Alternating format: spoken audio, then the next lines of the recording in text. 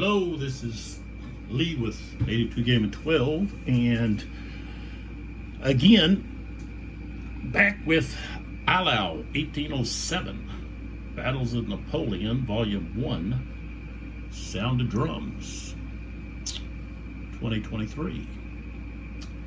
And this is a Uwe Walentin design, and it's a marvelous game, and not only are the components really breathtaking, but the game itself holds you in awe as a player.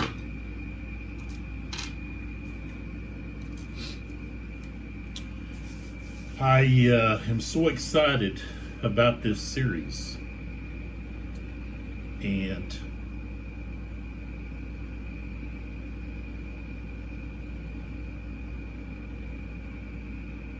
the volumes to come from it.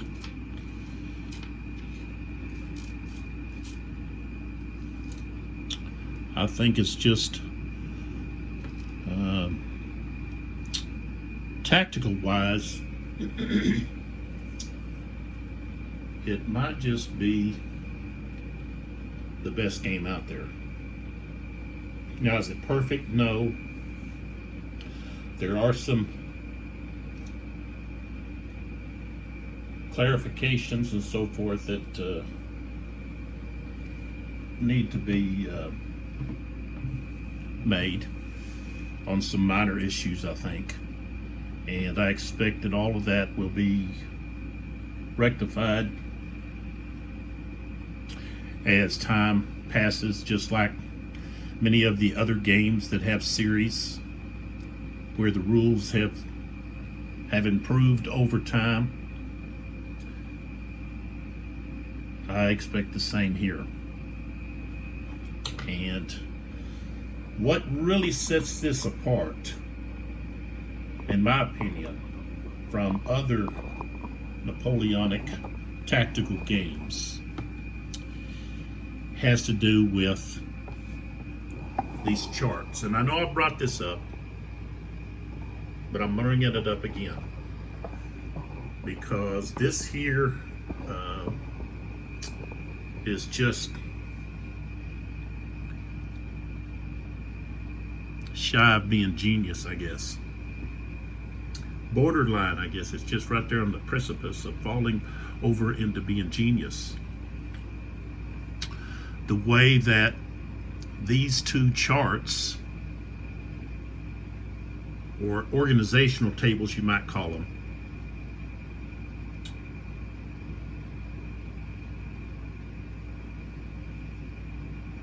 make the game so interesting and easy to play, and takes away so much little, I guess, record keeping, I guess, from the player, and puts it into these charts. Okay. And if you watch the videos, you know I've discussed these charts, so I'm not going to get into a discussion about them. But I do want to highlight, because this is where this, to me, is this is the heart of the game right here, because you've got your orders, okay, you've got control of how many activations each division has had, you've got the army fatigue, which controls so much. You're talking about morale, you're talking about casualties, you're talking about the army itself wearing down physically due to orders, and also due to casualties. There's just so much that the player doesn't have to worry about or think about individually with these charts. You know, it groups morale, fatigue or weariness.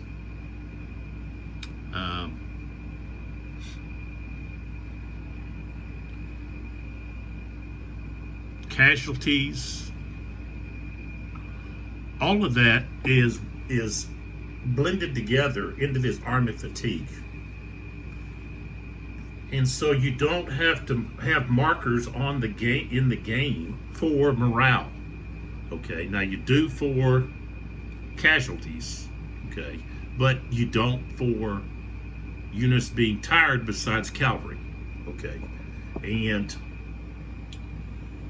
it also keeps track of how many times you've moved a division, okay, and activated them.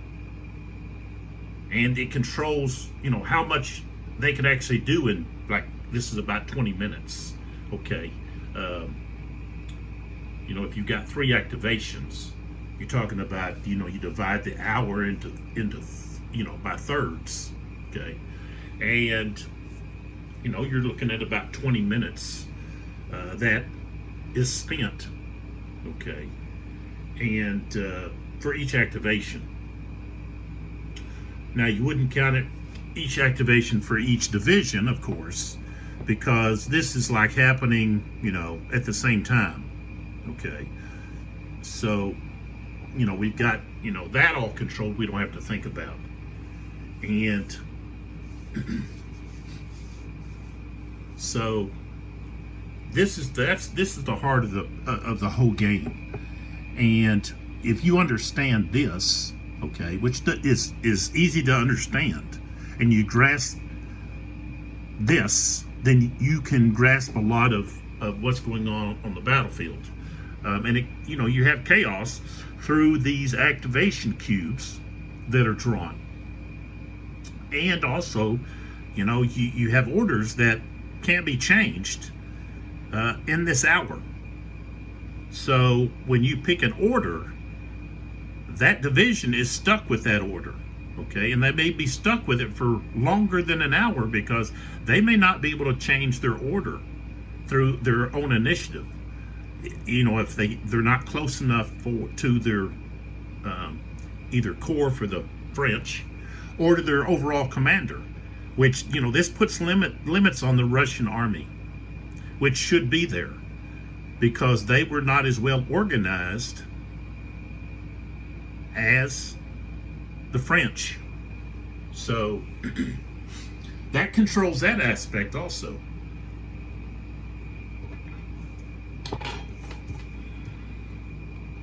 So it's just to me, it's just fascinating to be able to play a tactical Napoleonic game so easily, because a tactical game gets right into the nitty gritty, right into the mud and the grit and the grime and the blood. And there's other systems out there that they're difficult to play, in my opinion. Some people may disagree, but they're very difficult to play. And this is not because of this organizational system that Uwe has created, okay? And so sometimes I just want to take time to praise a design, okay? Praise a map, praise counters. There's so much to praise in this game that, some of the deficiencies, okay, in the rules maybe need to be, a little bit more clarification. I don't want a 60-page rule book, okay. I like the way that the rules are written and the fact that the words, each word, really has meaning, and you have to read it and then apply it as written. And there just needs to be some clarification in a few things, and maybe some instances of where something has arisen and it just needs to be addressed. And I expect that that's going to be taking place but also there's a lot of freedom, okay, in these rules, that if you come to something that you can't find a clarification or a definitive answer, then you use your common sense and maybe you do some research into some battlefield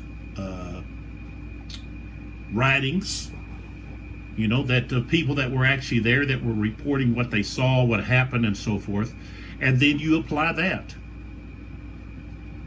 and you move on, okay? Or if you're with face to face with someone, you talk it out, and you give your explanation about what should happen, and they give theirs, and you work it out until you come to agreement, and then you continue.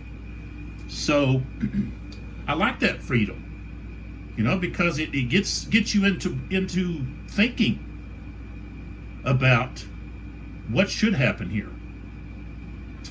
And I don't think there's anything wrong with that. I mean, it really increases, I think, the level of gameplay when you have to look at something and you have to decide, okay, the rules, I don't see an answer for this. So thinking of the time period and so forth, what should be the result, and you just go with it. So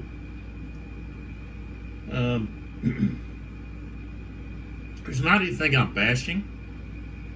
I'm just talking about this marvelous game that I'm enjoying so much, that I want others to maybe take a hard look at it. Maybe Napoleonic tactics has not been your thing because of other games that you've played, and you found them too difficult, okay, to play. Well, here you go. This is the system for you. And I'm not going to go here and start naming some of the other ones that I find very difficult, although I could, because there's some that I bought the games, and then I just struggled so much with certain things, and I decided, hey, I'm not going to enjoy playing this, and so I just sold it. And I have some that I don't play as often because they're more taxing to play, and this game is not like that. It's a joy to play, and I would look for an opportunity to play with multiple players,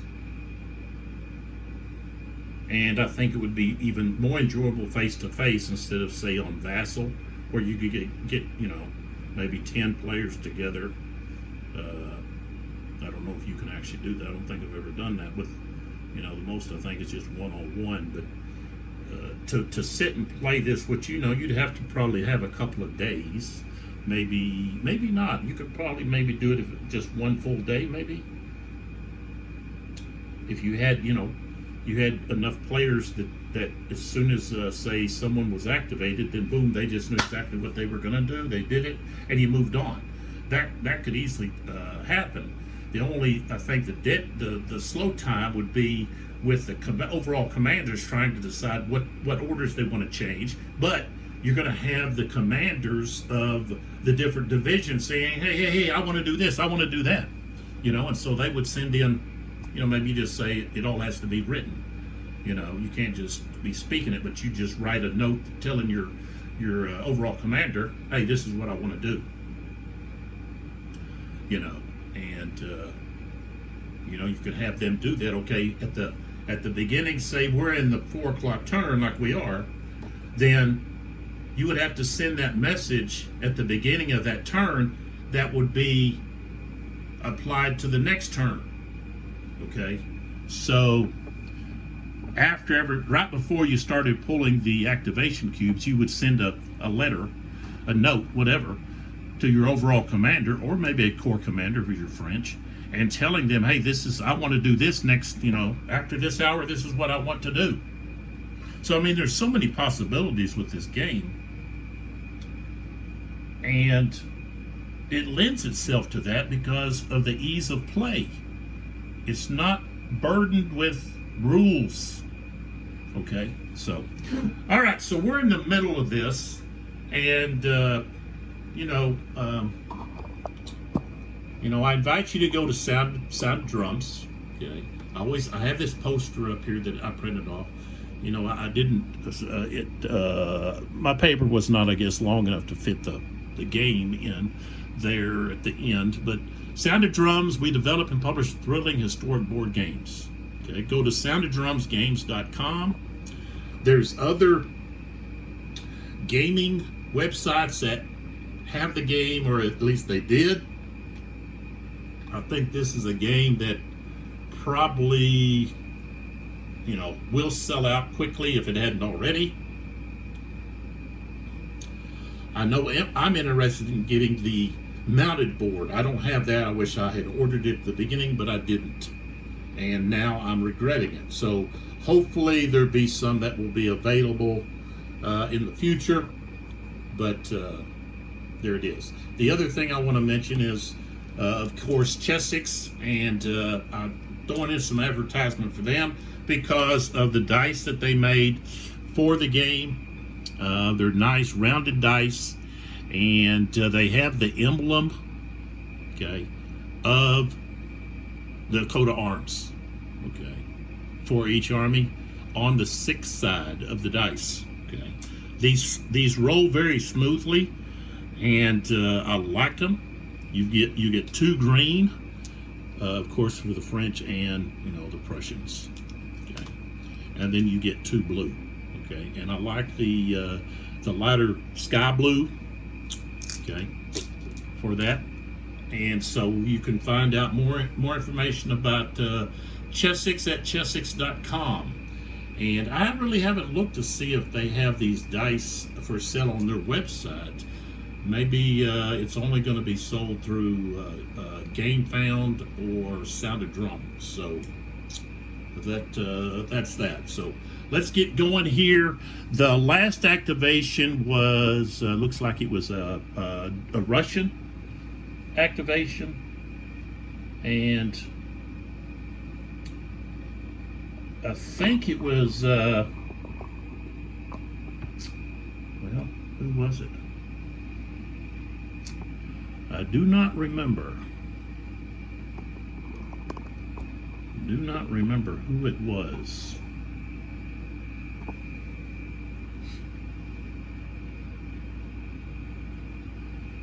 Well, I'm not going to worry about who it was. I'm drawing a blank here, but I've been kind of foggy the last couple of days.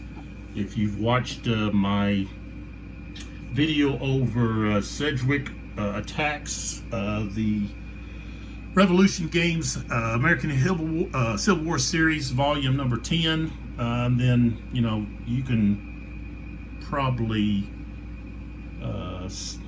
recognize my fogginess or my appearance of being maybe delusional. I had been extremely tired, and it just happened to, that's what happens. I kind of get loopy and start saying, speaking, just wildly about just unrelated stuff when I get, when I'm really tired. And I was when I was doing some of those videos. So hopefully I'm much better. I feel better, and so we can get started here. And if you don't like the talky talk and me, talking about the game before playing and so forth, you can always just fast forward. Okay, at the bottom of the video, there, you can click it on or whatever, and it'll pop up, and you can just move along until you see me actually, start to move something, and then back up a little bit and then go. You don't have to listen to all of the talk that I do at the beginning sometimes. So here we go. And the next activation, so I'll put it right here. Okay, it's going to be the French. And I've got the 4th Corps Cavalry, Joseph hasn't activated. And of course I've got Davout's 2nd and 3rd. And I haven't brought in I don't know, maybe I'm not allowed to wait. Let's see. On the reinforcements.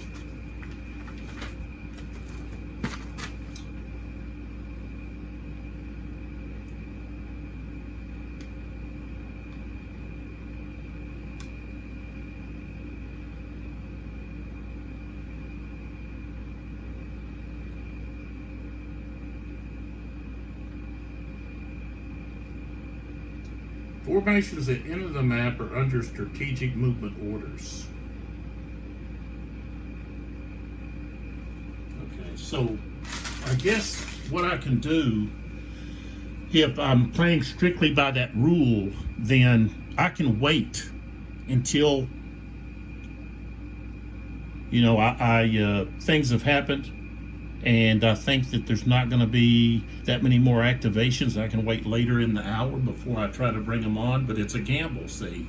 It's a gamble about whether or not they get on, because I do have to spend an activation cube to bring them on. So that's, you know, that's the tactical part, is trying to figure out, you know, if I bring them in too early, then, you know, they're going to have that weakness of not being in fighting formation.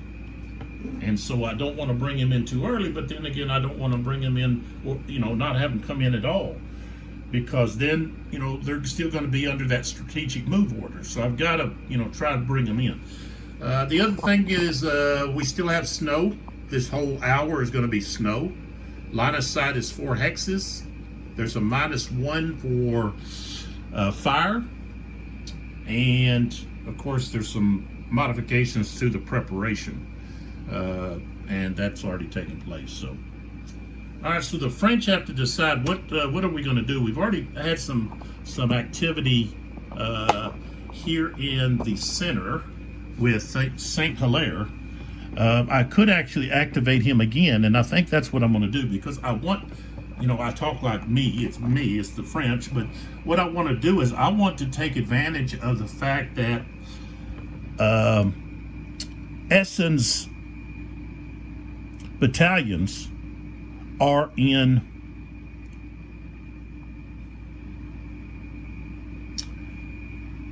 is that right? Battalions?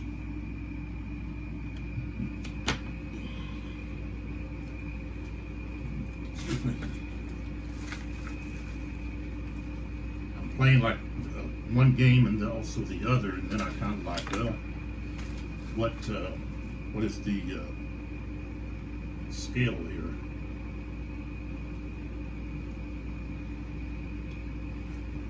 Yeah, battalions.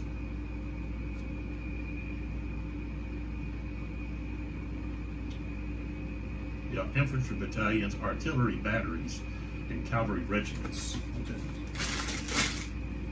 So they've already activated once. So if I put this on where St. Hilaire's at, and what we want to do is we want to take advantage of this and attack these guys in square. Okay. The other thing that I have to also think about doing is maybe over here, let's get this out of the way, is Josef's 4th Division of Cavalry. See, Legrand has pinned some of these units. And so now what I want to do, before Corf can intercept, I want to destroy, or at least cause these units to retreat, okay, that are here. So I think that's what I'm going to do. I'm going to activate Joseph, because I want to be sure that I can do something against these Tushkov's battalions there, and not allow, I'm bumping into a unit here,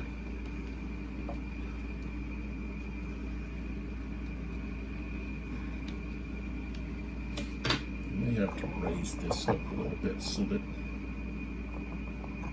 what if I raise it up from the bottom? Let's see if that I can actually do that. Raise it up from the bottom. There we go. All right, so let's move. I may have to back up a little bit from. There we go, so I can get all of them in my in the picture here. And this here, I've got to get this out of the way there.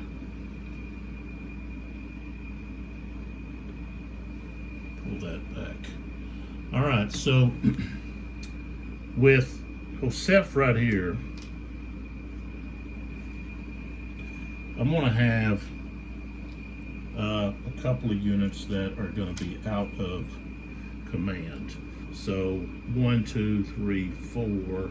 The one that's going to be out of command is going to be this one here.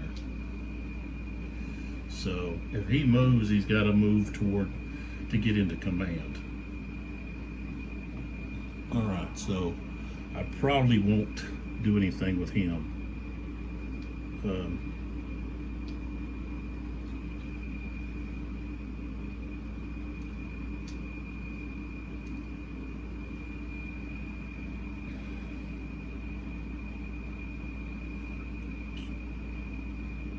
But I do need to do something with this unit here. So I'm going to move this one, and I'm going to be right there on that crest. So there'll be a slope there, so more than likely he won't want to reaction charge, because reaction charge, of course, is a short charge, okay, which is a +2, and then charging up a hill is another +2, so that's a +4, which would definitely be going to be end up being a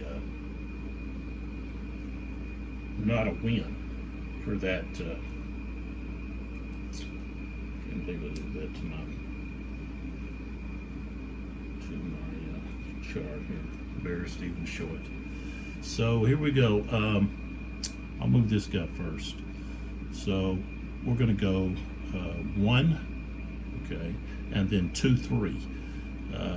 French have to. It cost a extra movement point to move adjacent to a French or Prussian unit. So, and now I'm going to put this over here on the organizational table.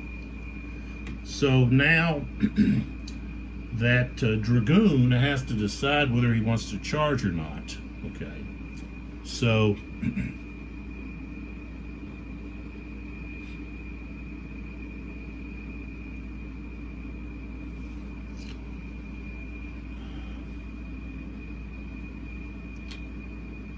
okay, now that unit there,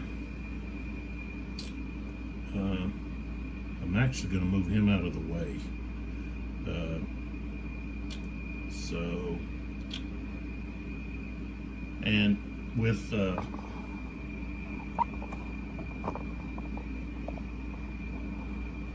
thing about cavalry is they're like infantry in column. They're going to have 4 hexes that are considered front. So this unit can slide this direction. It's going to move up that slope as 1, and then 2, and then of course they can't. Of course they can't join artillery. So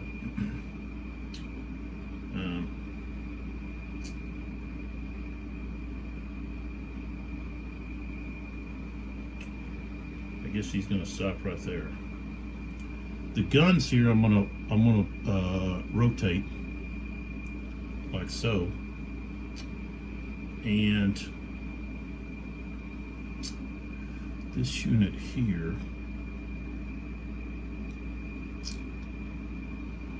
is going to see. Well, I could do this unit here. Let me see what this unit here is. Oops.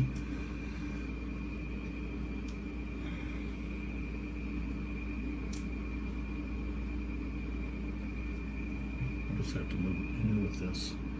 So this unit here is going to charge, turn, going to go there, that's 1, and then downslope is 2, and then hex is 3, and adjacent to a enemy unit is 4. Now, this unit can't reaction charge due to this unit being in its already adjacent. This unit here, could count reaction charge. They're at a 6.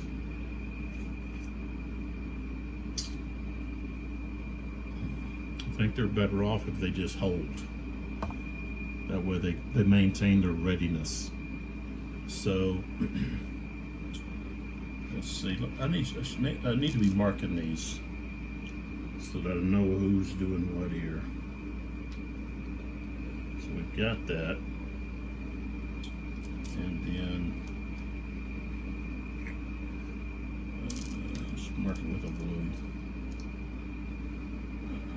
We've got this one attacking here, and let's see here.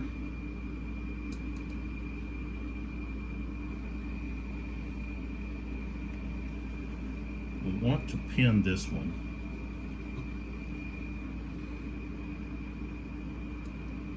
This guy's got 6. So what we got here? 6 and 5. So this one here, this hussar will turn. Okay, you go 1, 2, down slope, 3, 4, and then 5, 6 to move here. Now this guy can either sit and charge back. Okay, now he does have an advantage in size, but it's not enough to round up. And a short charge will give a +2. So I think he's going to hold. So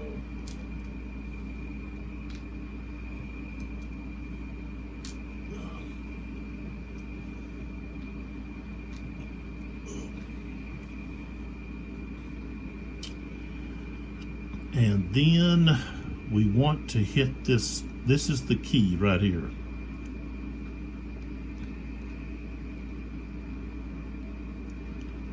So maybe I just use this one. Well, he's only got a 5. The other one's got a 6. I don't think it's going to matter. So he's going to turn and go 1, 2, slam into those infantry units that are kind of pinned there.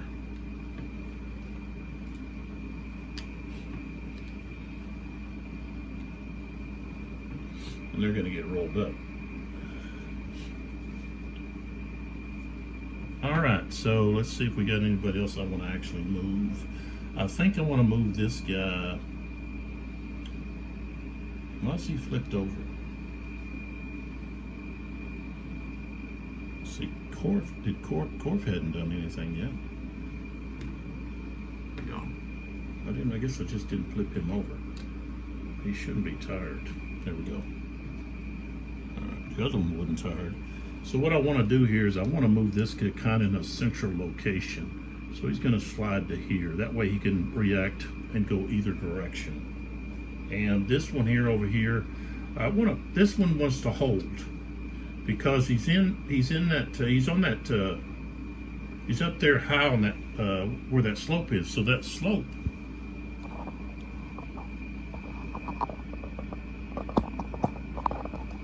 one thing about this is it doesn't the tripod doesn't slide as easy. All right, so right here, he's on this crest here, so he's got this slope. So anybody that attacks, he can hold his ground, and he's going to get that +2 modifier. So I don't want to charge him downhill. Okay. Over on this guy's going to stay. He's going to stay. I actually could move him back, but he's protecting Bassier's position here with this dragoon right there. So I don't want to move him. Plus he's a full strength. Shashir Avel. Shashir Avel. Okay. So let's get to the fighting here.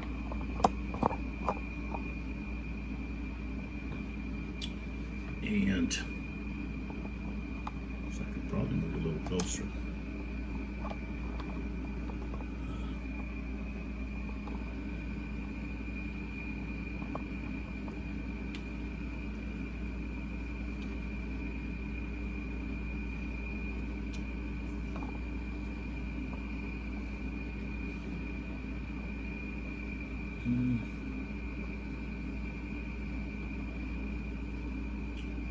Maybe if I come in at another angle, and I can go straight down. Okay, let's pull back a little. Okay, I think that, yeah, that right there should get everybody in. So, yeah, we can.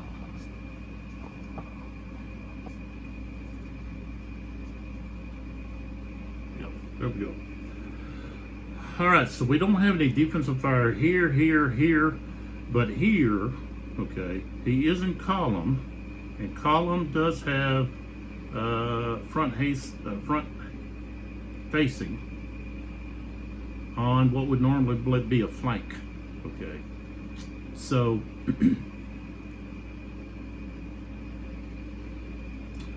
they can fire 2 strength right here. Yeah. What's that thing called? Huh? What's that thing called? Did we get a call? Oh, it's the Texas Department of Insurance. All right. And go to when you go to the link, you want to go to the auto. So when you look down, it'll have like housing, auto, da da da. So you click on the auto, so you get the right person to talk to. All right, so yeah. All right, so what we're doing is we're going right here. Okay, these 2 right here, and we've got a strength of 2, and there's a -1, so he's got to get a 12. Got a 6. Okay, and we'll go ahead and do that.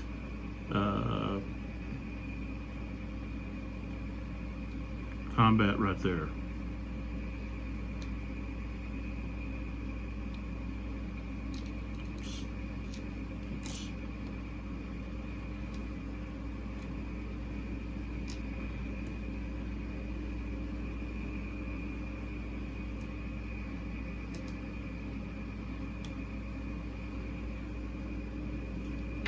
And when you're picking, like which combats to do, okay,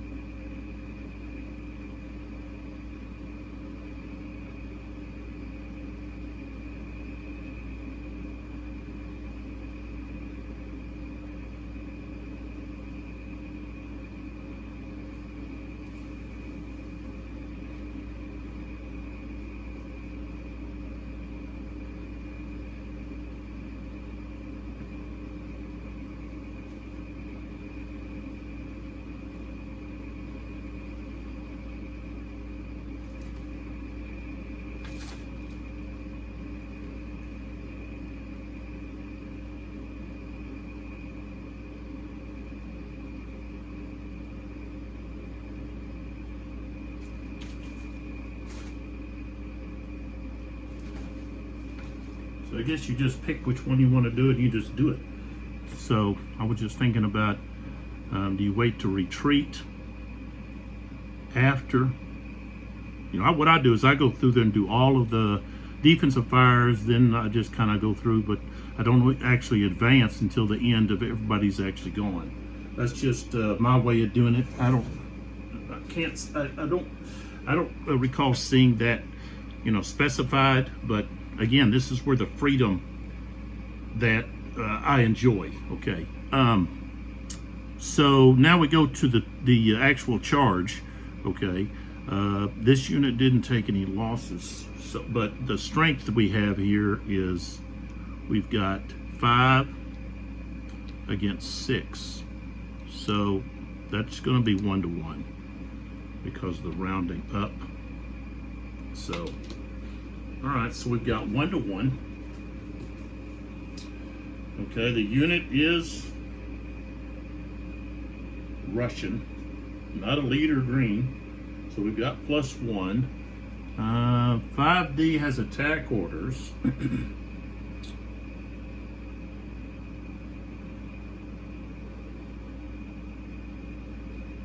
Okay, we go all the way down, and cavalry against infantry not in square, -4, so now we're at -3.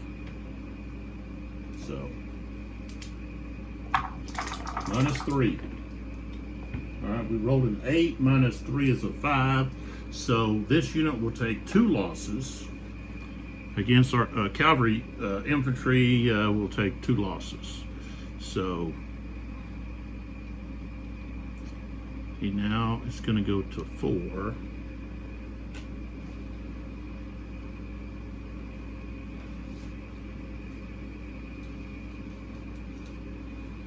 Okay, and he's going to have to retreat.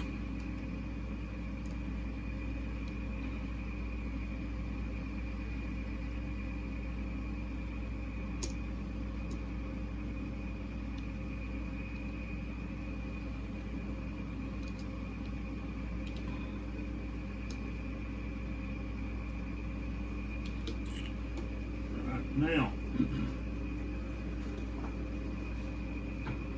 I could hold his retreat until this combat here is finished.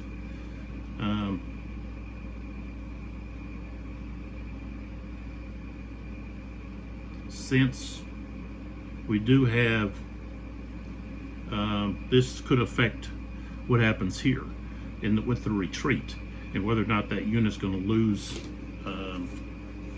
more. But we also have units that might have a chance for opportunity fire.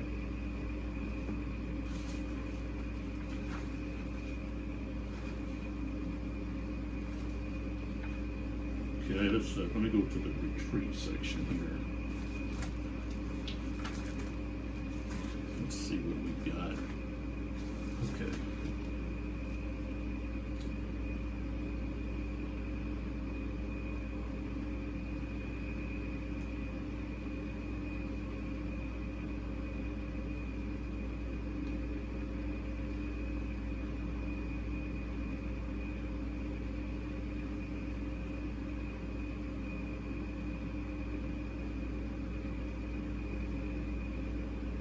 So I don't think you actually you don't perform the opportunity fire during a retreat from units that are adjacent to it.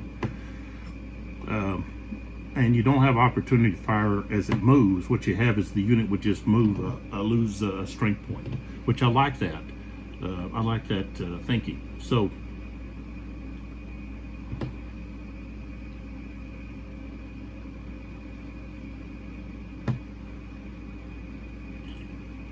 if I go ahead and retreat this unit, of course, they're going to retreat into this unit's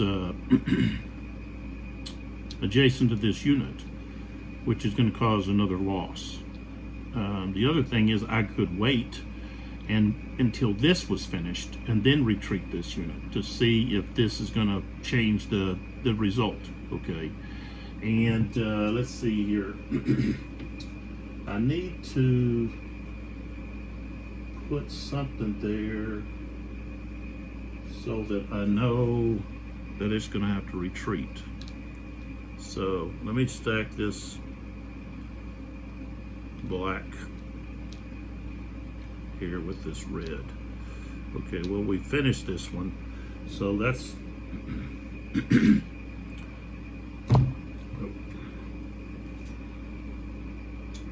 so normally I just go ahead and retreat whatever, but seeing how this could result in changing whether or not that unit loses one, I'm going to go ahead and do this.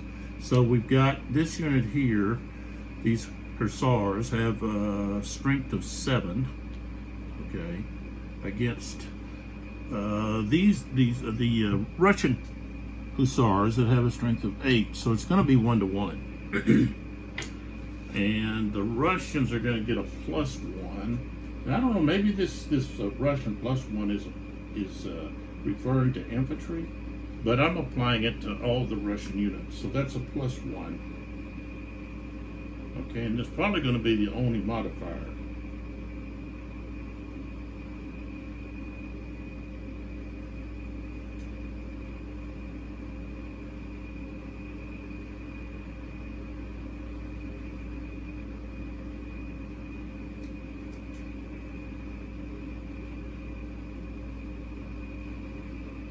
Yeah, I don't see anything else that's going to be any kind of modifier.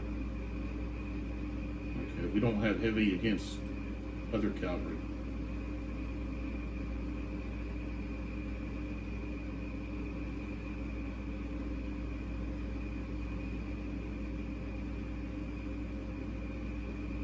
And maybe there should be a modifier for the cavalry just, holding and not, they're a disadvantage for not, doing a reaction charge, but so they're going to hold. So it's a +1. Okay, so we got a 5, and then 6, 7, and then an 8. So that's going to be they stay, which is going to affect. Of course, this unit becomes tired. The French hussars become tired. Okay, but now I can retreat this unit, and of course they're going to lose when they move to here.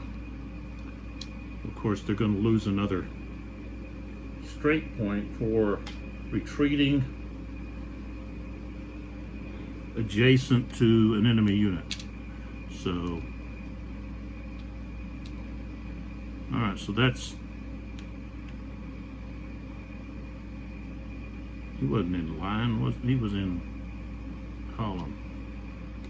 Okay, pretty sure he was in column. Okay, so that's 1, 2, 3, 4, 5, 6. Like that. And you didn't actually see where he went. So let me pull back a little bit. So there, this is him right here. Okay, let's go back in here.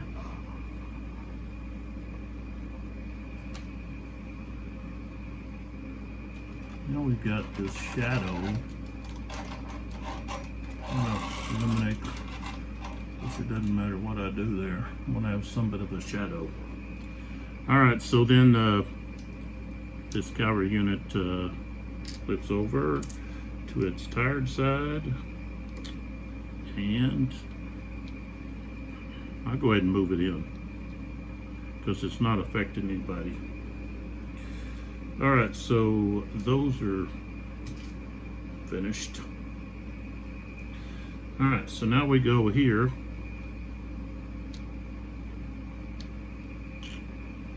And we've got 8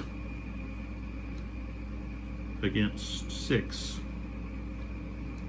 And that's not going to round up. So it's just going to be 1-to-1. And again, the only modifier we're going to have is the +1 for being Russian. And we get a 7th, which causes this unit here to lose. Cavalry will only lose 1. Okay, even against other cavalry, they're just going to lose 1. instead of the 2, because they're able to run away, retreat.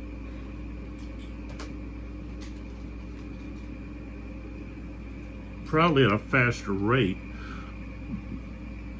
due to the fact that, and of course they will be tired, so I'm using this side for the retreat, which is going to be half rounded down, so that's going to be, they're going to retreat 3. So 1, 2, 3, and then this unit has to advance and of course be tired.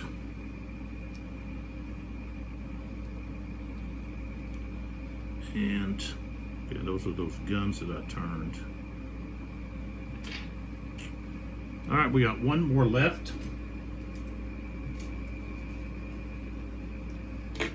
Now you do have a lot of possible die roll modifiers, but you know, as you play this, you begin to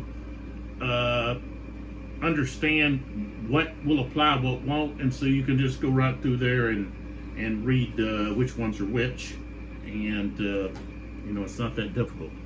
And so this can go pretty fast without a lot of other things to factor in, which makes it nice.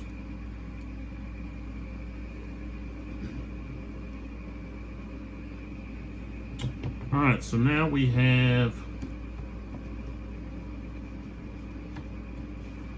this last one here,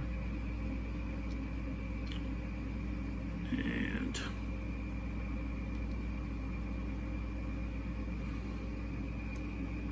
so we've got 8 against 6. Again, it's just going to be 1 to 1. And the only modifier here is going to be the +1 for Russian. Nothing else applies. 3, 4, 5, +1 is 6. So this one loses and has to retreat. And we'll flip him over, but he's going to retreat 3. Okay, he actually becomes tired at the end. I don't know if I've been doing that right. But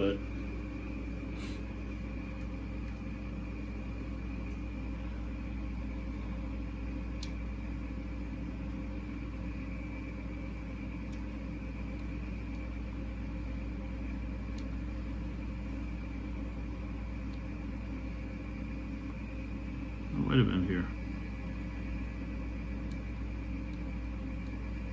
Oh.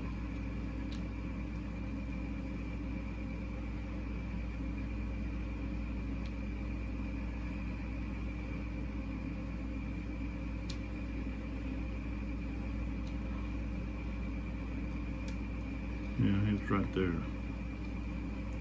So let me pull this back so I can show his retreat. His retreat's going to be right here, so he's going to go 1, 2, 3.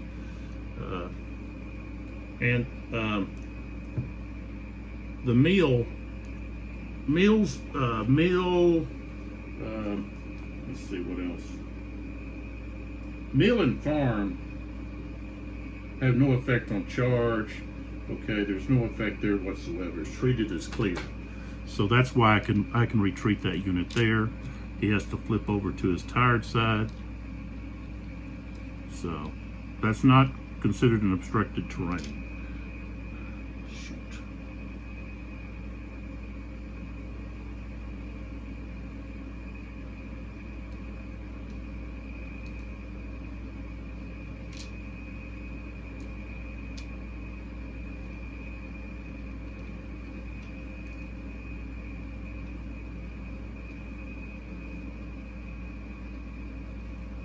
All right, so of course now this unit has to move in,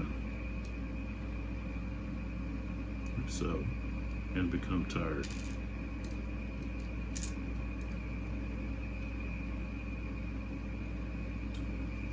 All right, so that's all of that activation, which would be deemed as a success for the French, and the fact that they have weakened the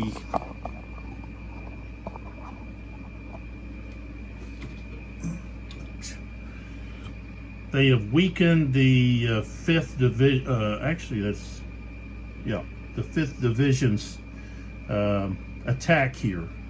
With this cavalry right here adjacent, even though it's tired, it's adjacent, it will cause modifiers to certain things like to stand and things of that nature. So that's important. Okay, so now we're ready for the next activation, and so let's move our camera back over this way. Draw that next activation. And we still have a lot to go here. And we are going to have simultaneous fire.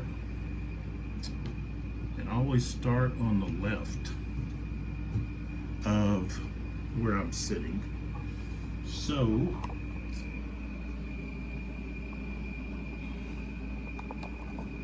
let's start over here.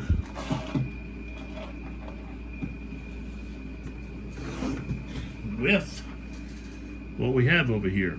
Okay, now the Russians have initiative, so they would get to fire first. Okay, but the artillery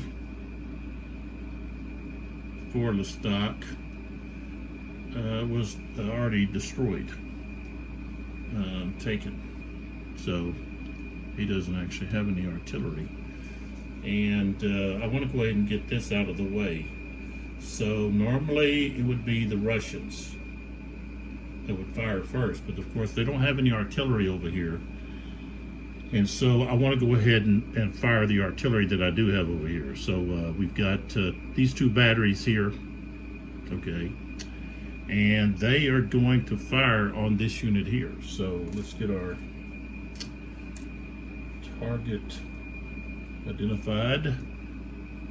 Is right there. Now we could actually also fire at these Lancers.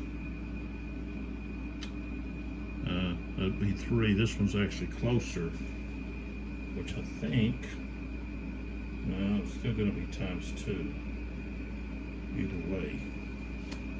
So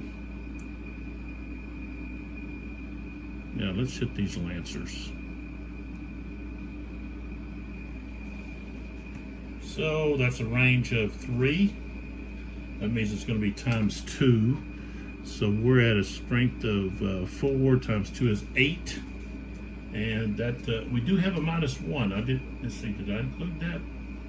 -1, yeah, I did. So it'll be a -1 to the fire. And I got an 8, becomes a 7, and that is not a hit. So we put our smoke marker on here and we move on. Missed opportunity there. Okay, the next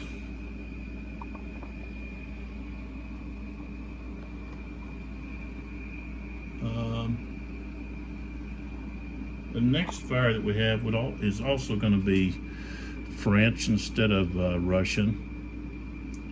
And again, like I said, I just want to get it out of the way. Okay, is this horse artillery unit right here that Joseph's with. So we want to fire right here at these cuirassiers. So that's a range of 2. So that's going to put it at a strength of 4 with a -1. 7 -1 is a 6. That's going to be no effect. So And you should go back and forth, but for solo, I just go from left and go across and then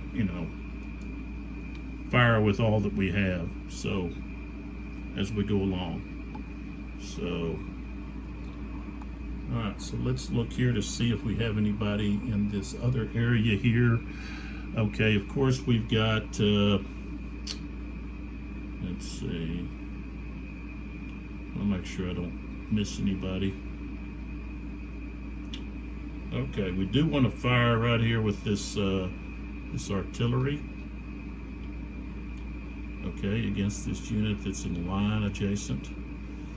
Okay, and let's see how many guns are here. Oh, just the one.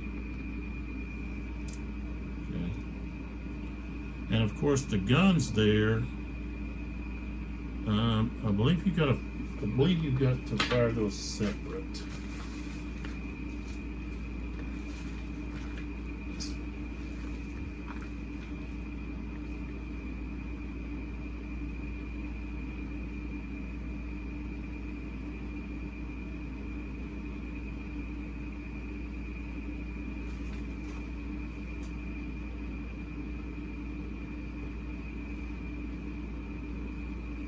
Because normally you can only fire with one unit.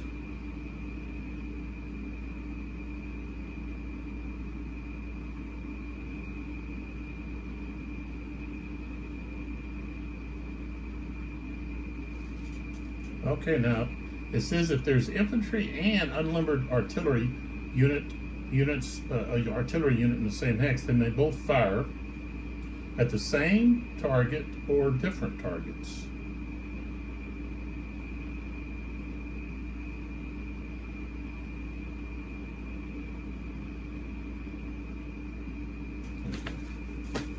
But they're firing separate. So, all right, so we'll do with the artillery first. Okay, and that's going to be times 4 because they're adjacent. That's a canister. And I just don't think it's really in their yeah, it's not in their flank. So we do have the -1 for snow, and that unit doesn't have, oh, that's assaults. We're on the fire table here.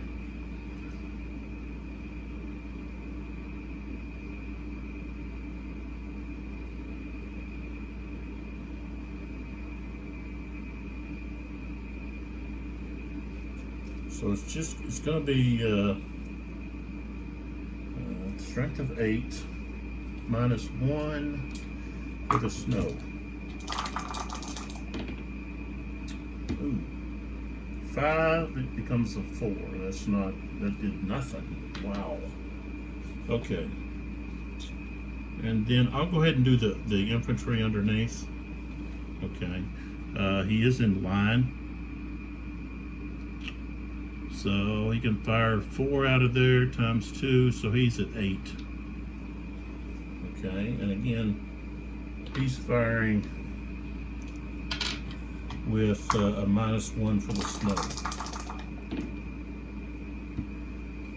9 becomes an 8. On a strength of 8, that's going to be a hit.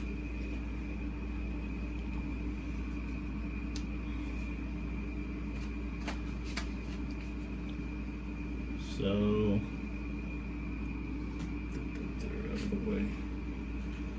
Okay. So we've got a hit on that unit. Okay. Right here. So, these guys are completed. Now if we fire back with this guy, he's actually got to fire at both targets. So he's going to have 2 strength firing on the orange and 2 on the red. So you're looking at 2 times 2 is 4. It's going to have a strength of 4. Of course, that unit's in line. So he's going to have a -1 for the snow. 12 becomes an 11 at a strength of 4. And that's an 11 is 1 hit. Okay, so orange took 1 hit. Let's see if they've already got, I don't know if they've already got any hits. No. So we'll put a hit underneath them.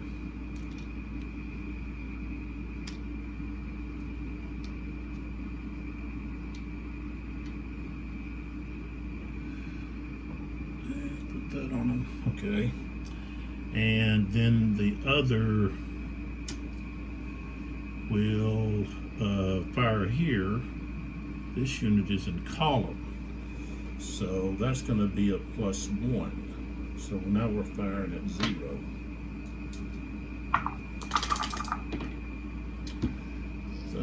Got a it's a strength of 4 with no modifications, and rolled a 3. That's a miss. Okay, so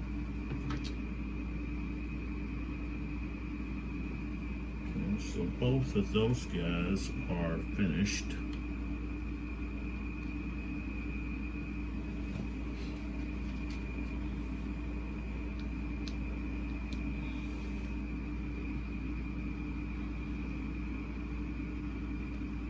Okay, so this guy here can fire here and here.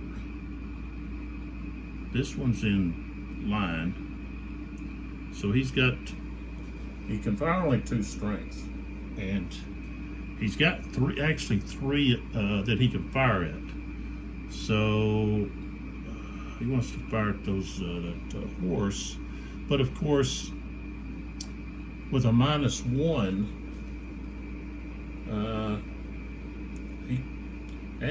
because of the snow, he can't fire. He's not going to hit anything, so we'll just take this one off. So it's only going to be this one that he's got a chance to hit. So he's going to have, he's going to have to roll a 12. Rolled a 9, so wasn't able to hit. Okay. So we need a smoke marker on him.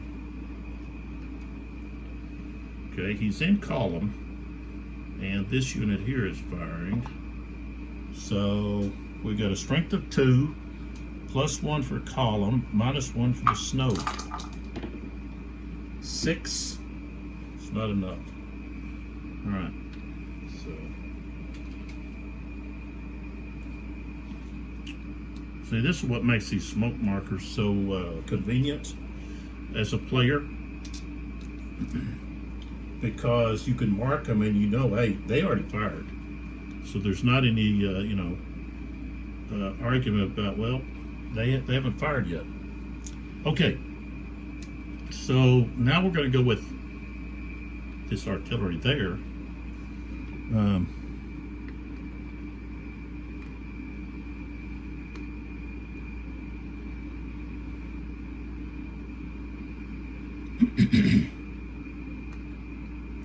Okay, so that artillery,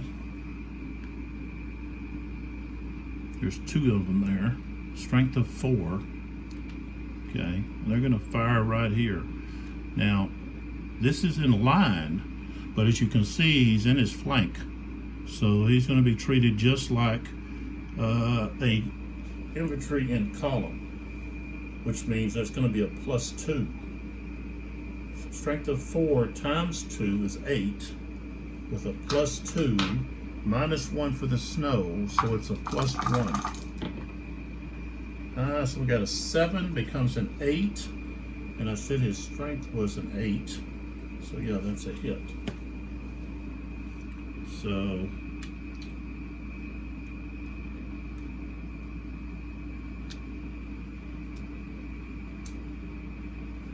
he's had 2 hits now.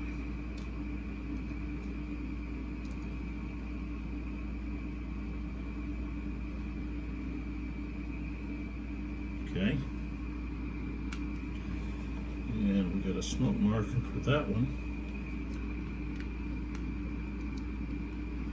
Okay. All right, now, because of the smoke, we only have a range of 4.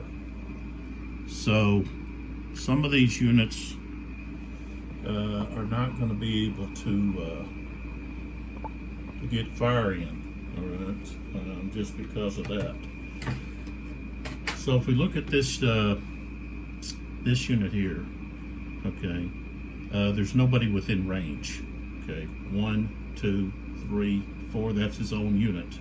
Okay, so he can't fire. This one here, okay, same thing. 1, 2, 3, 4. There's nobody. This is his own unit. This unit here, okay, we count 1, 2, 3, 4. Okay, 1, 2, 3, 4. Okay, it's out of range. This one, 1, 2, 3, 4. 1, 2, 3, 4. Out of range. Okay, we look here, same thing. 1, 2, 3, 4. 1, 2, 3, 4. Out of range. All right, now we do have. I think he was stacked. Pull him off for. I think he's. Well, I guess he is. Okay, so that battalion in column is going to fire at this French guard unit in line. Okay, so strength of 2, -1 for the snow. 3 is a miss, so we can mark him with a smoke marker. But prior to doing that, we're going to fire with this guard unit, okay, chasseurs. They are going to fire, of course, right here. They can't fire there. That's their flank. They're in line. So they're going to fire with they can fire up to 4 units, 4 strength. And it's times 2, so that's 8 strength. And we're firing at a unit in column. That's +1. Snow, -1. So we have no modifiers. Just roll. 7, and we said we have a strength of 8. Now we need an 8 at least. So, okay, so he will also have a smoke marker. Okay. All right. So now this unit in column will fire at this unit here, and now he's in his flank. So he's treated as infantry in column. So we've got a strength of 2. Okay, +1 for being in column, -1 for the snow. Rolled a 12. It's a hit. Okay, so that unit takes its first hit.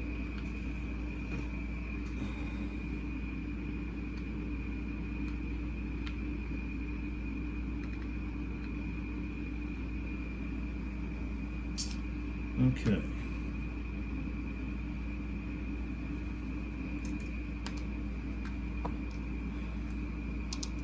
Now these units here, I can move back a little. Okay, I'm gonna have to just move back quite a bit, and then kind of just close in a little bit. Okay, so these 2 guard artillery batteries, they could turn, okay, like this, okay, but firing here.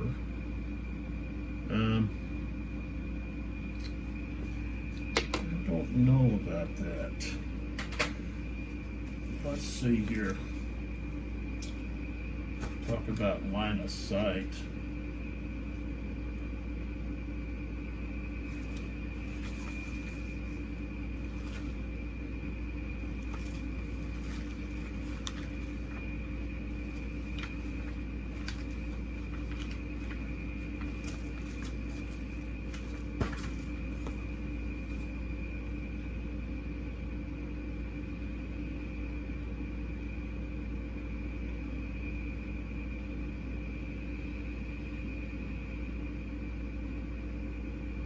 Okay, it says line of sight can be traced along the hex side of an obstructed hex.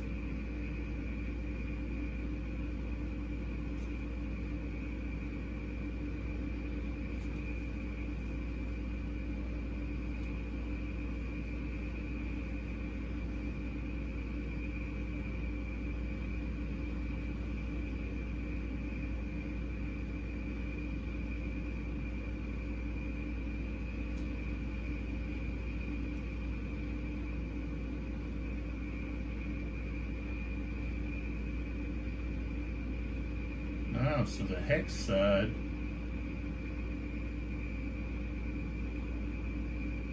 is not going to affect. Okay.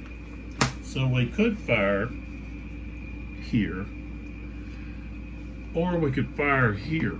Okay, this is an obstructed terrain, and we haven't had much luck firing there, even though we have 2 units here. Okay, that's the strength of 4. Becomes 8 because of the distance, but because of that minus, was it 2? No, minus 3, and then you have the snow, which is minus 4. You're not going to hit anything. Okay, but over here, this is not. We're going along the hex side here, so we can fire here at these units. So that's what they're going to do. We're going to fire here with a strength of 8 to here. They're in column. That's plus 2, and because of the snow, that's minus 1. So we have a plus 1, and we got a 6, 7 becomes 8. Okay, with a strength of, I said 8. So that's a hit. So this unit goes to 5.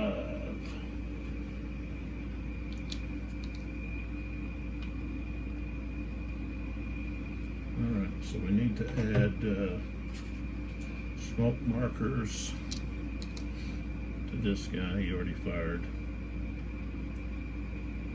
And now to this artillery. All right.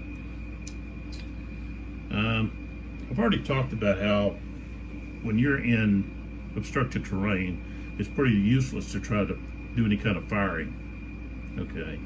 You could fire out of it, but you're not going to be successful firing into it. So,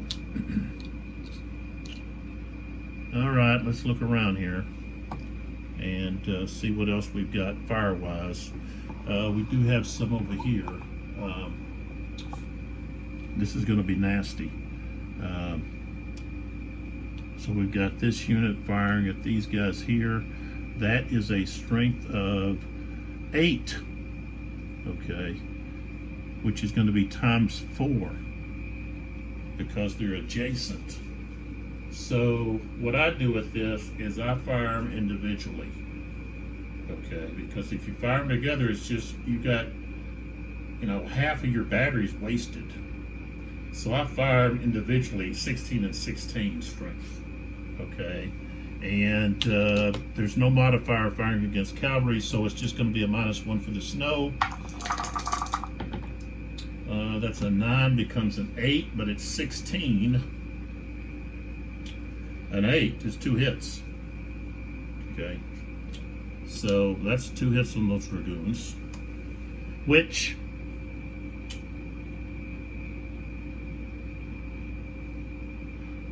cavalry can, okay, they can evade. Okay, so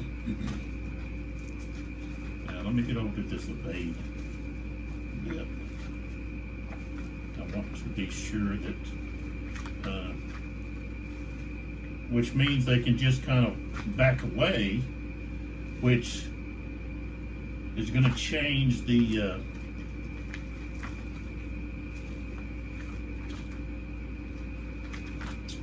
must be way up here at the front somewhere.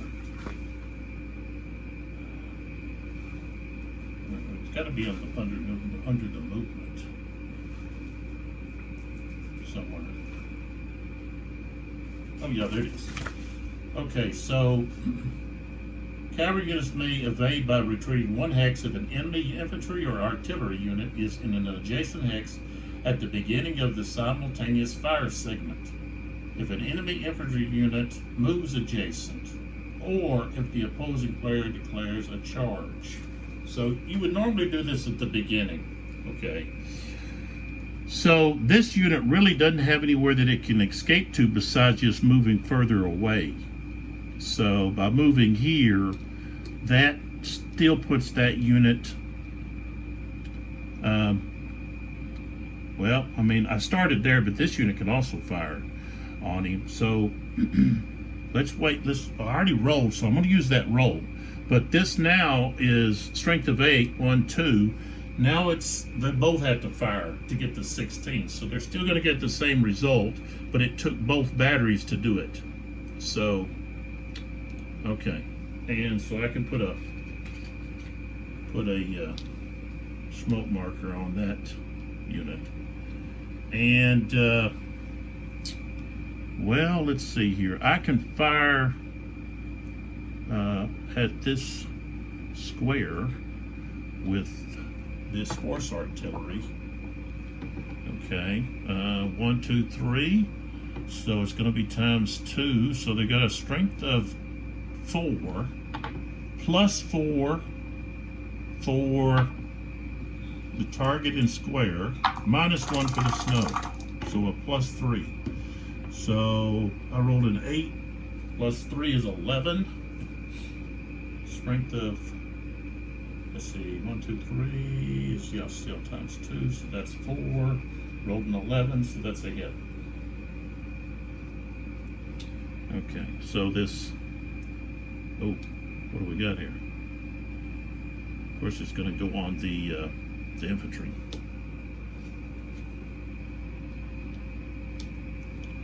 Okay.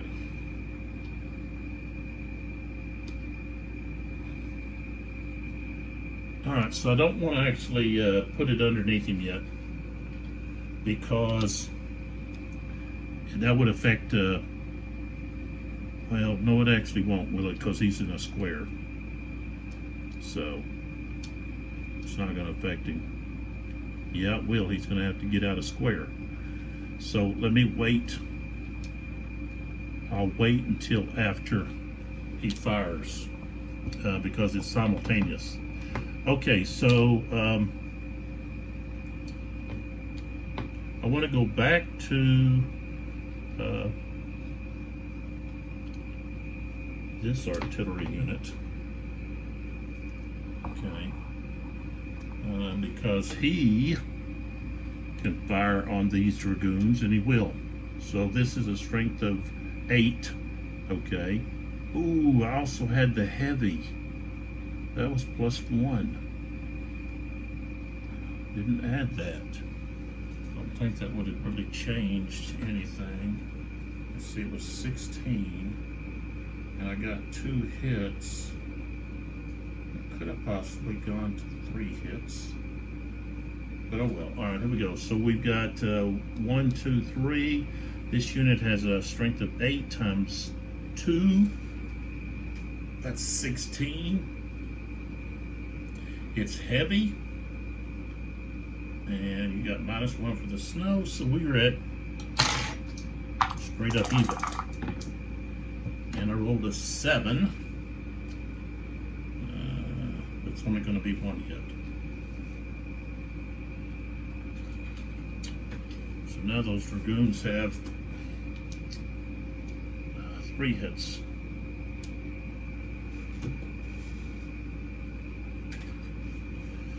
Alright, we're going to put smoke marker on.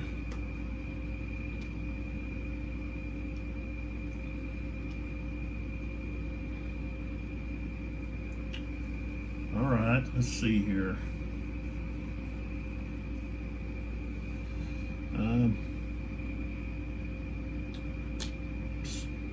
Got these guys.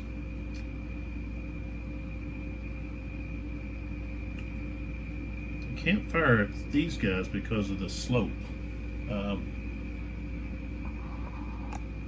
If I was to say, if I pick this unit up, you can see where he's down below that crest there.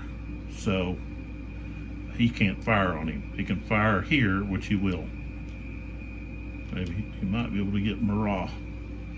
Alright, so this is another strength of 8 here. Strength of 8. Okay. Range is 3, that's times 2. So we've got 16. And they're heavy. So that's +1. And -1 for the snow, so we're just straight up. Ooh, we got a 10. Under 16. That's 2 hits. So we take 2 hits, so now they're going to be a 3.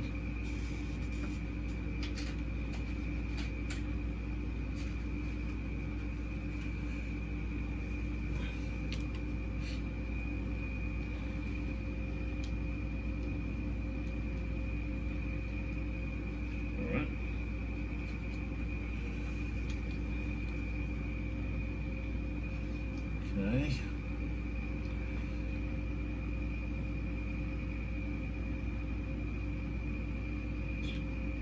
And let's see here. All right.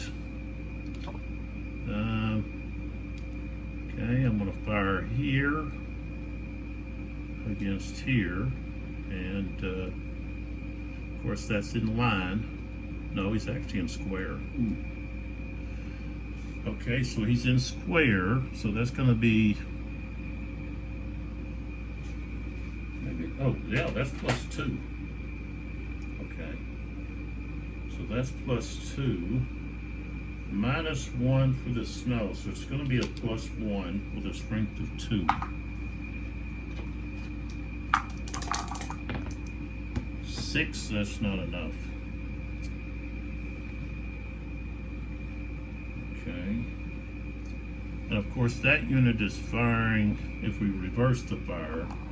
So red against the green cube.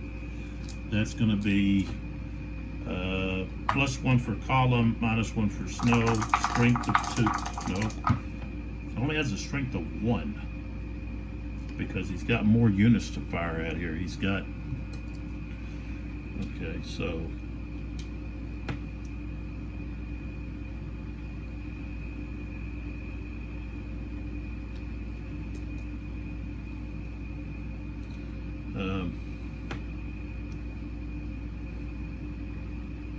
He's actually got this over here to fire at too, but he's not going to hit them. Here he's got a +1 and a +1. So, okay, I'm going to fire at the red first. Strength of 1, +1. Oh, we got a 12. That's a hit. So we got a hit here.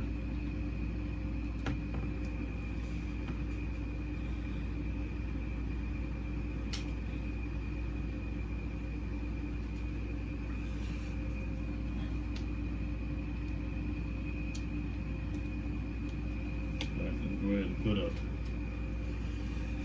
smoke marker on that one.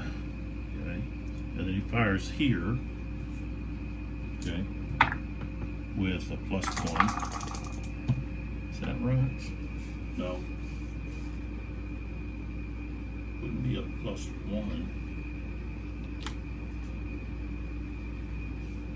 He just gets a, yeah, he gets a +1 for square or column. Okay. So that's going to be just straight up whatever he rolls. But he rolled a 9, that's not high enough.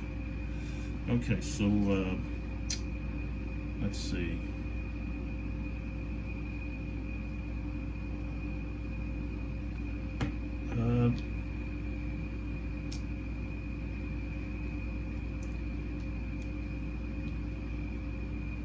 So now the battalion there in column is firing. Strength of 2, +1 for shooting at a unit in square, -1 for the snow. 6 is not enough. Okay, so we can put smoke markers on all of these guys, and of course now this unit can no longer be in square. So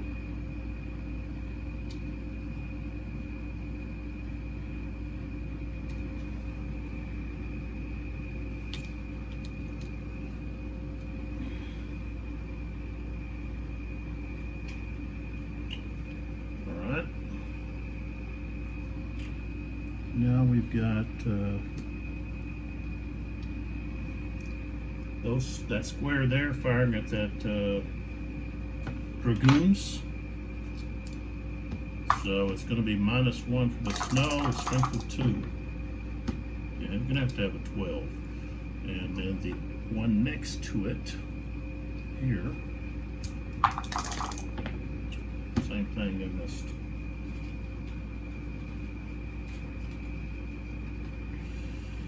Alright.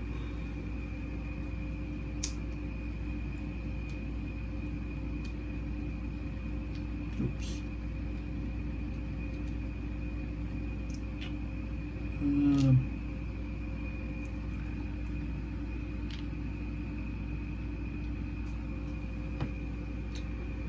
We do have, we move up here a little bit. We do have this artillery unit. 1, 2, 3, 4. Nope, can't fire at this one. This one's in the way. So okay, we can't fire. Okay, and then we move around, looking for other units that can fire. So we've got several here. We've got these guns here. Okay, fire at this unit. Okay. So he's firing at these lancers. And he's got a strength of only 1. 1, 2, 3. I guess with the snow, he's not going to be effective, so we won't even mess with him.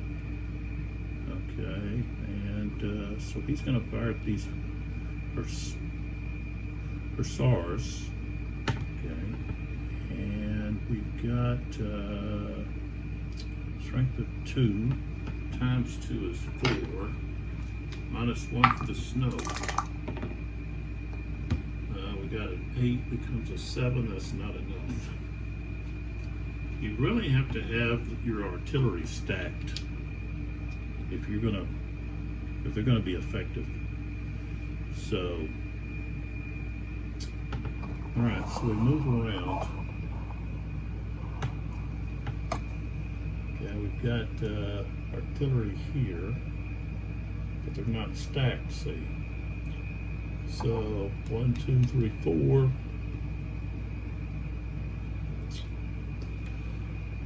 Okay, at a range of 4 is times 2, so they don't have a strength of 2, and it's -1 for the snow, so they've got to get a 12. 8's not enough. Okay.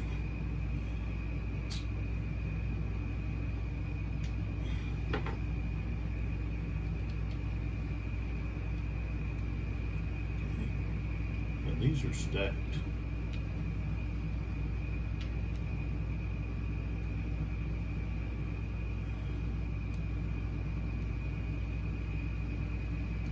See, there.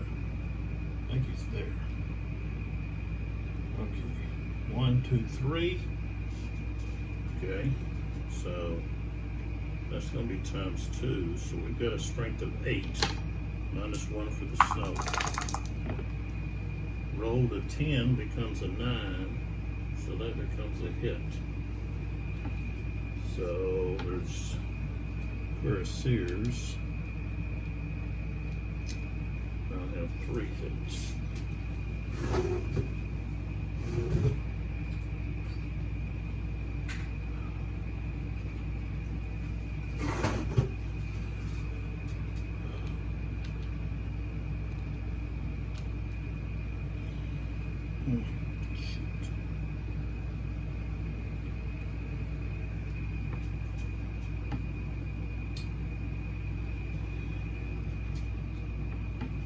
All right.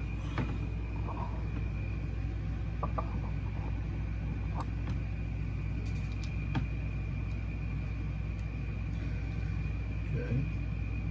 So we got these battalion and column firing at this unit here in column. Okay. So that's going to be strength of 2 minus 1 for snow, plus 1 for targeted column. 9's not enough. Okay, and then of course we have the exchange fire going back this way. Same thing. Plus 1 for column, minus 1 for snow. 5, not effective.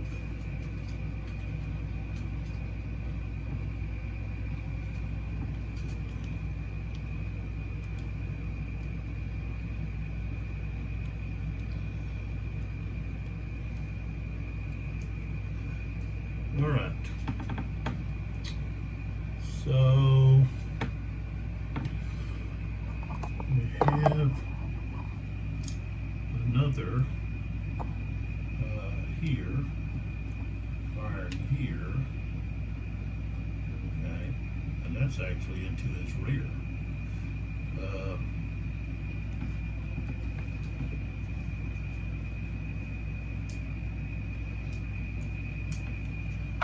So strength of 2.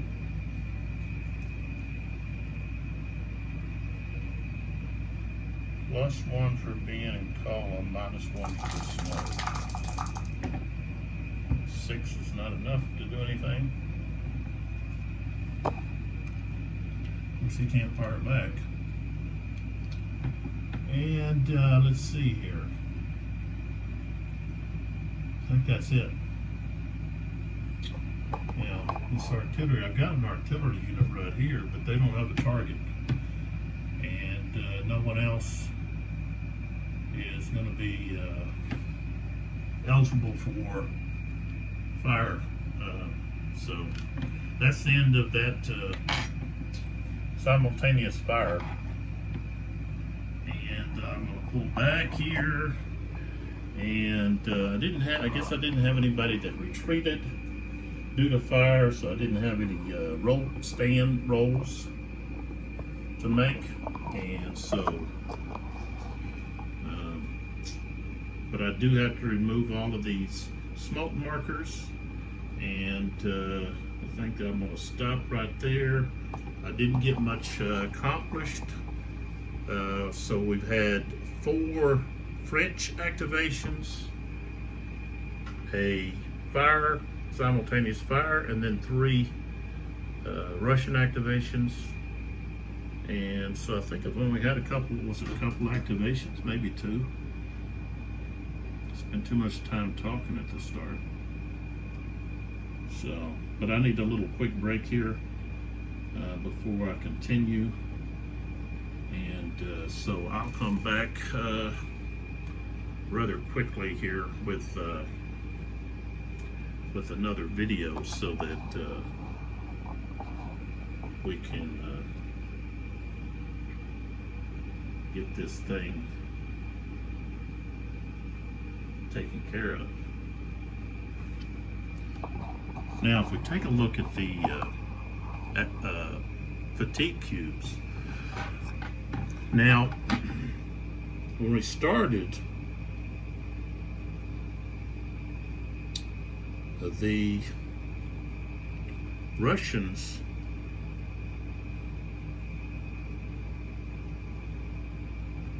had, I think, a 1 cube advantage, but now they're sitting at 45, and the French have 51. 51. So it changed from a 1 point advantage to a, let's say it's 51, and yeah, like a 6 point deficit in fatigue cubes. So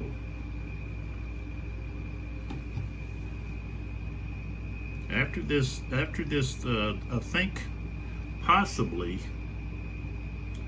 we could have some more losses fatigue-wise to casualties. Now, losses to objectives, I don't think so. I don't think that's going to happen. So looking at the battle here. It's a slugfest, toe to toe.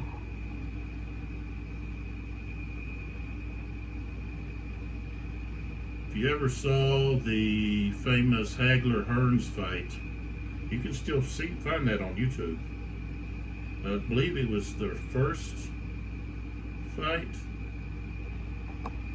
It's back in the 80s. Okay, it's probably the greatest one round of boxing that I've ever seen.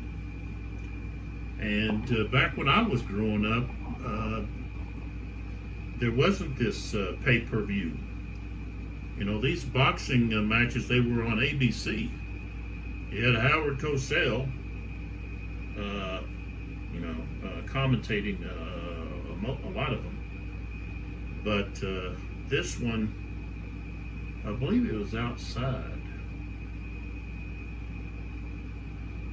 But anyways, I'm telling you, those two went at it. As soon as the bell rang, man, they met at the center of the ring, and it was just, just an all-out fight. Okay. It was not your normal boxing round. They just were slugging back and forth, toe to toe. You just don't see that in the first round. A lot of times you have a lot of positioning and trying to see what kind of punches your opponent wants to throw and that type of thing. But no, these guys went at it, and that was quite a fun and interesting fight. But that's what we have here. It's just straight out, face to face, toe to toe, getting at it. But Napoleon, he needs LaSalle and Ney to show up to draw some pressure off of his left wing over here. His left wing is just getting brutally engaged over here. I have a feeling that some of these guard units over here, these cavalry guard units, are going to get annihilated. They're just so greatly outnumbered, for one thing. But I have to wait to see what happens. With the fatigue points so close, this is anybody's victory. Either one of these armies could walk away with the ability to claim victory. So, and Bennington is out here kind of by himself. He had to ride over here close enough he could send someone, a message to get Markov to get up and get over to Althoff to try to slow LaSalle's arrival. And where's my other purple one at? Napoleon's out here in front of Ugaru. And Ugaru and Desjardins both probably are ready to get back into action.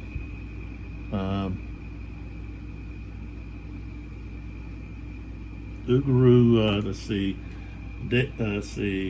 Hadelay has changed his orders to defend, and then Desjardins is going to regroup, and probably next hour they're both going back to the attack and try to dislodge some units here in Bennington's center. So Saint Hilaire can't keep it up. He's got some casualties. He was able to regain some troops through the past hours, but he's I don't think he's going to be able to go toe to toe with Essen. You know, Essen's units haven't lost any strength points yet. Now they are mostly in square, but if he can get his orders changed and he's at hold right now. He needs to get to the attack, and Bennington may have to get that order sent through. So, all right, I'm gonna stop there. That way, I can go through here and clean up the smoke markers and get everything ready to go. And when I come back in the next video, I'm jumping right to it. I'm not going to spend a lot of time talking about, like I did in this video. I'm just going to jump right to it and get going. So come on back, see what happens. Appreciate your support. If you have a comment, throw that down. I'm not concerned about the likes or any of that fluff. I'm just here to present some videos to help these game companies with presenting the game, playing it so that people can see how it's played. And I'm not compensated by these game companies. I'm not receiving anything from them. I'm just doing it all because I love gaming, and I want to see these game companies be able to continue to produce quality war games. And the only way we do that is by supporting them. When they put games out, we go out and buy them. And the only way we really know whether or not we're going to like a game is if we actually see it played. You know, just unboxing is not enough. You got to watch somebody play it, and let's see how it's played. You know, let's hear how the person enjoyed it, or let's hear what's some issues, if there's some issues. You know, I'll be straightforward with you. You know, but I would like that, and the one reason I do this is because I look on YouTube and I don't find that many playthroughs. You know, I find a lot of unboxings, and I find a lot of maybe some short little, showing some little combats here or there and talking about it and maybe reviewing it. But we want to see it actually played. How do you play it, and how does the mechanics work, and is it easy or is it difficult? The part with this game is the amount of time that you're going to have to put in. Okay, because it is a tactical game. Okay, if you want a quicker game, go with operational. If you want to get in the nitty gritty down there, and column, line, square, okay, then this is it. Even though it's going to take time because you got so many divisions, the mechanics don't take time.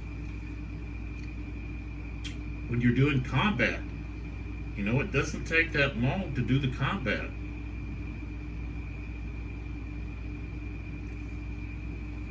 Your time is invested in deciding what you're going to do with your divisions, and then, all of the activation cubes you're going to have.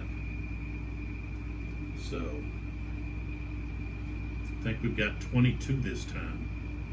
Although, not all of them are going to be played. There's always the last two don't, unless they're both red. So, but the playing of the game is not difficult, nor does it take much time. Dealing with combat and movement and activation from one to the next, it's the number of activations you're going to have, which is nice because you're not just one and done. You can follow up on an attack that you made earlier. Maybe have a breakthrough, that type of thing. So, I'm having a great time playing this. And I don't mind the fact that I'm, having to spend a lot of time, and a lot of it is me yakking, and that comes from my teaching. You know, as a teacher, you have a tendency to talk a lot, especially when it has something to do with it you really enjoy. And history was always my favorite subject, always. And I would have had a degree in history if it had not been that I was going to coach. And I was told, well, there's too many coaches that have history. You know, you need to, have some other degree. And so I went with English literature, actually, English literature. And so I almost have enough history credits to have a history minor as well. I think I'm just short a few, but I don't see myself ever going back and getting them. There's not really any need. But I did coach for 15 years, and just got burned out. But I did teach history, and I did that because I was able to pass the history examination test that teachers have to take. You have to take, in order to teach in Texas, you have to, once you get your degree, teaching degree, then you have to go and you have to take these tests that qualify you to teach in public school, And one of them is a general test that has to do with just teaching questions and so forth. At the end, you take a test for each subject that you want to teach. So I had to pass the English test, which I did, and I wanted to teach history. So after I passed the English test and the overall test, I don't remember what it's called. Once you pass that overall test, you can go and take any test that you want. If you can pass it, then you're certified to teach. And so I passed the history. I might have taken it at the same time I took the English, but I don't recall. But that's how you do it. If you're not you don't have a degree in it, and I didn't have a degree in history, then once you pass that, I can't think of what it is. It's the overall test, Then you can take any test that you want on a subject. If you pass it, you can teach it. You're certified. So that's what I did with history, and I went back later and added social studies, which allowed me to teach a lot of other things besides just straight history. It's kind of odd, but the social studies is a different section dealing with, to me it's history, but it's not. Geography and that kind of stuff. So, but I passed all of mine the first time. I didn't have to go back and retake any of them. And it doesn't matter what your score is, as long as you pass. And you're not getting any kind of special reward or something for having a higher score. You just have to be able to pass it. You have to have at least 70%. So, but I don't know how we got off on that. But anyways, who knows? I can talk about pretty much anything. And when I'm tired, I can talk about stuff that is kind of wacko. But there that is. All right, so we'll come back with, I don't know, I guess video 34, this was 33. And so we'll come back and continue the fight to see who can win the snowy plains of, or near Eylau. So come on back, see what happens. And again, I thank you for your support, and I'll see you in the next one.